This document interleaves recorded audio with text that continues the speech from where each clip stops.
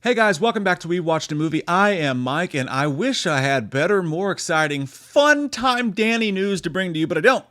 I don't have anything good to bring to you. CinemaCon's happening right now, and this story just popped up. I wasn't even going to do a video today.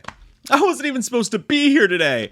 And we did just this morning at 10 a.m. It's on our Patreon. I'll put a link to it down below. You can try the Patreon for free and see this, as well as over 50 extra live streams. If you've been missing the live streams, you can get over 50 ones that are just the funnest ones we've ever done, because the Patreon streams get absolutely butt crack crazy. But also this morning I ranked the Omen franchise and did some fun stuff on there on the Patreon. But also don't forget, we are back live, both Jay and I, together in person, 8 p.m. Friday night Eastern. So join us for that one, and we can talk about all of this and more. But in the meantime, that's there for you and me. And you know, this news, I swear to goodness gracious, pickle pie, hot pocket butt crack. CinemaCon's going on right now, and it's always a fun time because you get a lot of news about upcoming projects and stuff like that. And it's a little bit different than CinemaCon because they're showing stuff that they're not quite even ready to like show everyone yet. So the news just always seems more interesting with CinemaCon. But this news isn't. I'd rather stick a banana in my tailpipe, you know? Hey man, I ain't falling for no banana in my tailpipe. Blumhouse has teamed up with Lionsgate and will be producing the new Blair Witch Project movie. The last thing that we heard before all this was back in 2023. So just under a year ago, we heard the news that Blair Witch was coming back. Lionsgate was going to produce it. They were bringing back Daniel Myrick and Eduardo Sanchez to produce the project. They were the directors of the original one. And this guy named Oliver Park, who directed The Offering, was going to be the director of it. And that's what we heard last. Fast forward to a year, and the story comes out today that no, Blumhouse has got their greedy little sticky fingers on another project. And we're going to talk about why this is a bad thing. I don't just hate on Blumhouse just to hate on Blumhouse. It's one of those things. It's like sometimes with Rob Zombie movies, man. I just wish you would get out of your beard and out of those tight leather pants. And not for sexual reasons, but like, get out of your head, you know, and you have so much talent and you can do so much cool things with it. And I've seen you do cool things with it. What are you doing? Why are we doing this? And that's what Blumhouse is to me lately. When you go back and look at the recent projects they're doing, it's like, it's mind baffling because they can do such good things, Sinister and things like that. But they're just on a different path these days, and it's sad to see. But anyways, here's the story. They announced that,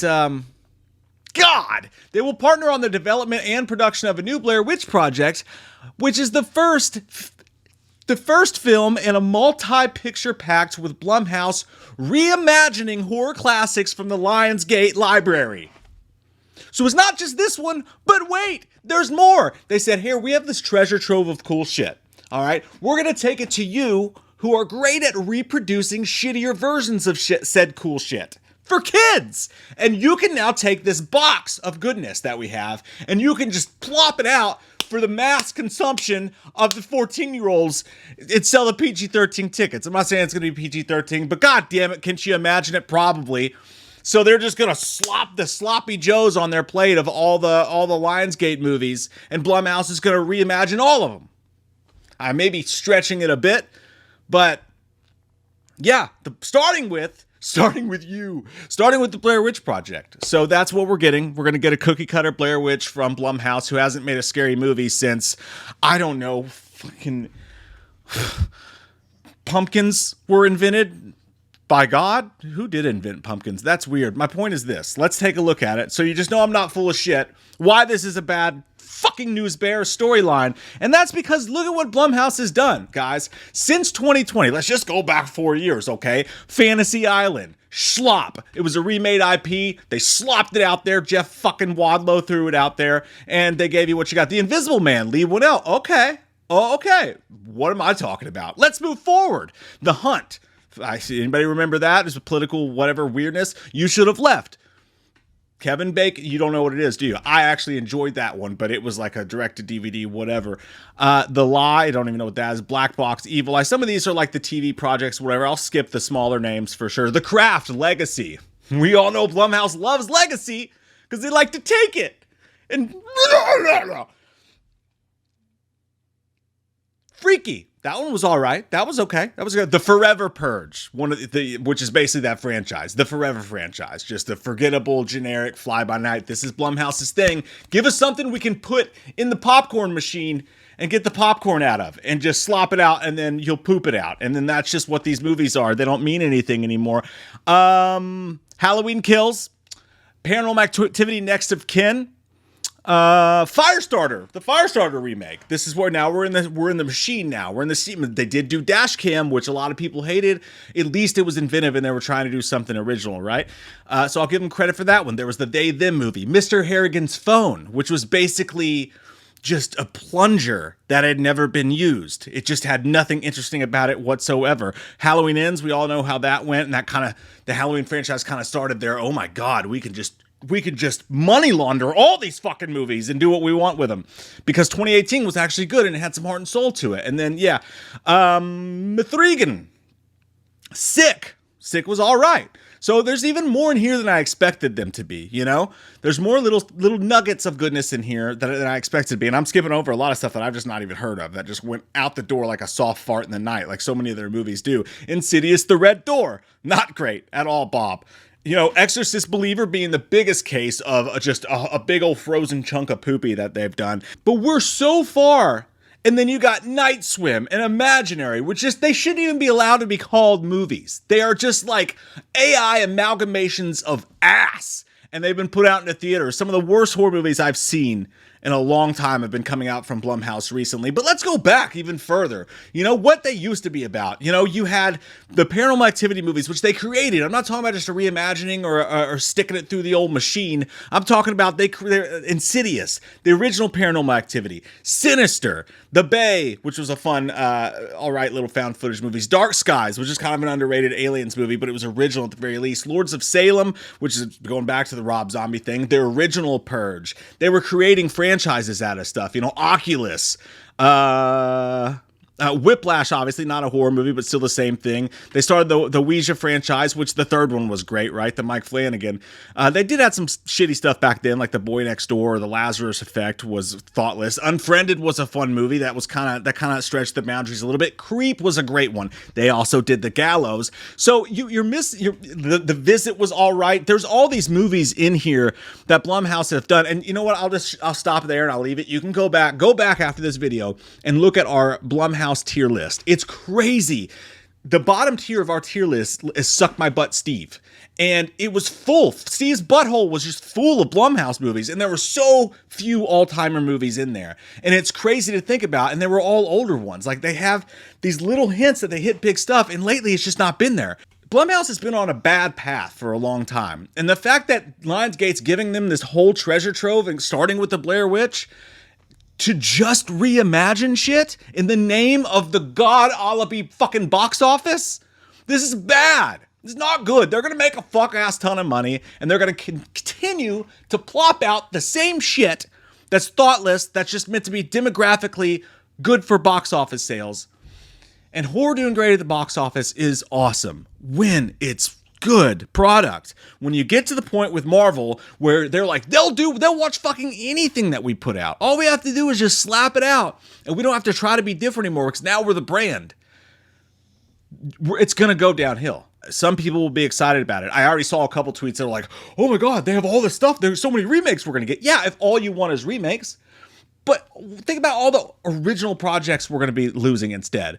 This is James Cameron making Avatar 9, 10, and 11 instead of making movies like fucking Terminator and Aliens and shit like that. This is a loss. Jason Blum, you're better than this. Blumhouse is better than this. This is so disappointing to me. It makes me disappointed for Blumhouse. It makes me disappointed for Blair Witch. And it makes me really disappointed for the fans. Because you know you're going to get a cookie cutter fucking cash grab, squeaky clean, Ryan Turek produced fucking... Who's the guy who wrote the goddamn... No, you got to give him credit for Black Phone, although I think that was overrated as shit as well. I missed that one when I was reading that. But Scott Teem's written, Exorcist, Deceiver, Believer, Golden fucking Retriever, dog shit. And I hope it's not. I root for them not to be. But they haven't shown me at all that they're interested in doing fascinating, actual scary horror stuff. They have shown me that they are psyched about spending time in the family section of family video. And that sounds weird when you put it that way. But yeah, with movies like Imaginary and stuff like that, and I don't think it's good news. But that's how I feel. Am I right or wrong? You can tell me down below. Maybe I'm overreacting. Maybe I'm just, just getting those feelings all fresh, like a Band-Aid on your taint. Just a Band-Aid on your taint. You cut your taint shaving. Who shaves their taint? I don't shave my taint. I'm not showing anyone my taint. So I don't know why I brought that up, but you could imagine what it would feel like, fellas. We don't want to do that. We don't want to shave our taints. Don't make us shave our taints. Just don't. Watch what's going to happen is, could you imagine if they try to legacy requel this too? And they're like, well, the recently resurfaced, it's like a Fox News report, the recently resurfaced Heather Donahue from the Everybody Knows Blair Witch tapes that were found in the found footage, in the woods and shit.